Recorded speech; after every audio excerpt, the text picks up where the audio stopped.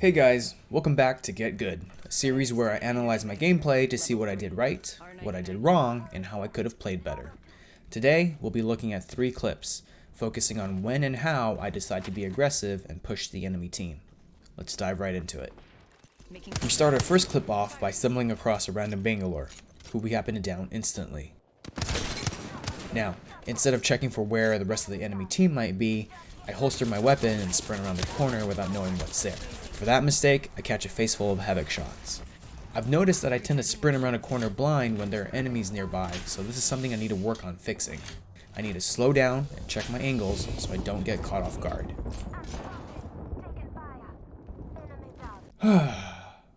This is the second time in the first minute of this clip that I run out into the open when I don't need to. I should have used this crate here for cover while I poke at the Gibraltar. Anyway, our lifeline downs another one on the team. I break Gibby's gun shield and I see him fall back. Now is the time to push aggressively.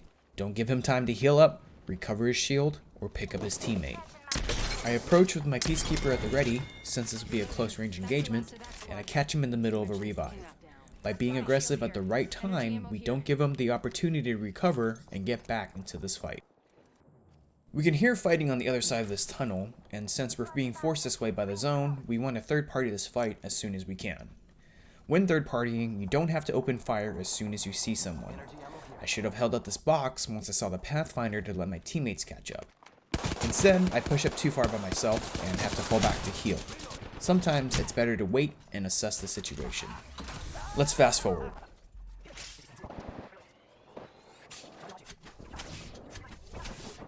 All I do here is spam grenades and blind fire into the smoke, hoping to hit something. My teammates have digital threats, so I should have asked them to ping where people were.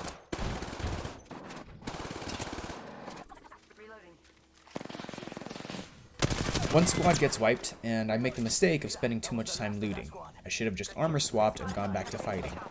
You want to keep applying pressure so that the remaining squad doesn't get a chance to gather themselves.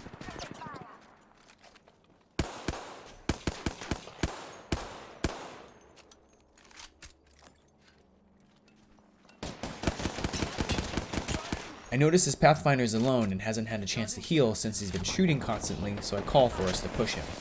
As I'm running up, I hear footsteps to my right. I should have checked to see if anyone was there, but at this point, I'm committed. I call it out so my lifeline can help cover since I'm in the open. I make sure to run to the left of this box so I don't get shot in the back by whoever's behind me now. The Wraith and I overwhelmed the Pathfinder easily. When being aggressive, push as a group instead of trickling in one by one. Same thing here. There's 2 of us and 1 of them. We're not at full health, but neither is she. Push together and you'll pretty much be guaranteed to win. Let's fast forward to the next fight. This is another one where we third party, but the circumstances are different. I know where everyone is, I have decent cover, and the team we're engaging has nowhere to hide. The angle of approach is important here. It sounds like there's at least 2 squads fighting in the city along with this 1 squad up on the ridge. I'm being careful not to run up too far so that I can fall back to cover because everyone has line of sight on me up here. I'm also approaching this ridge as far away from the buildings as I can to maximize my distance from the squads that I don't want to be fighting yet. I start backing up once the Wraith and Lifeline turn their attention to me and then fall off the ridge for cover. Something I didn't need to do since they haven't hit me yet. Because of that, another squad steals my Wraith kill. I get the Lifeline low and she appears to be alone. Now is the perfect time to push. When rushing her, I try to make sure that I don't accidentally give the squads in the city an angle to shoot me down. In this next clip, I hear people nearby, so I take up a defensive position and wait for my teammates to catch up.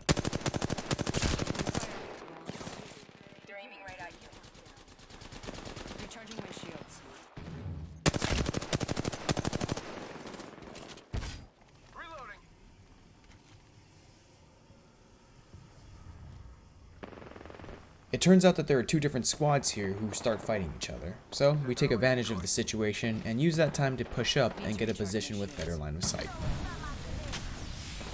I last saw 2 people near this trailer and a caustic somewhere behind this rock.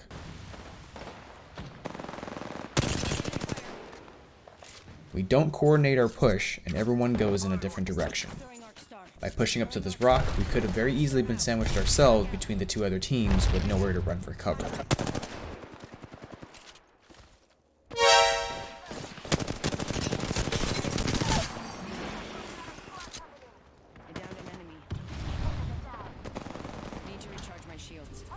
We eventually make the right move where we clear this rock, followed by the trailer, but that could have gone in a much more organized fashion with less risk.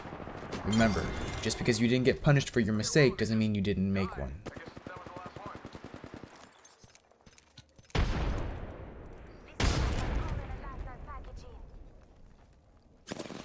You're in their sights.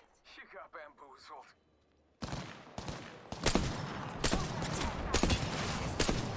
I'm taking shots.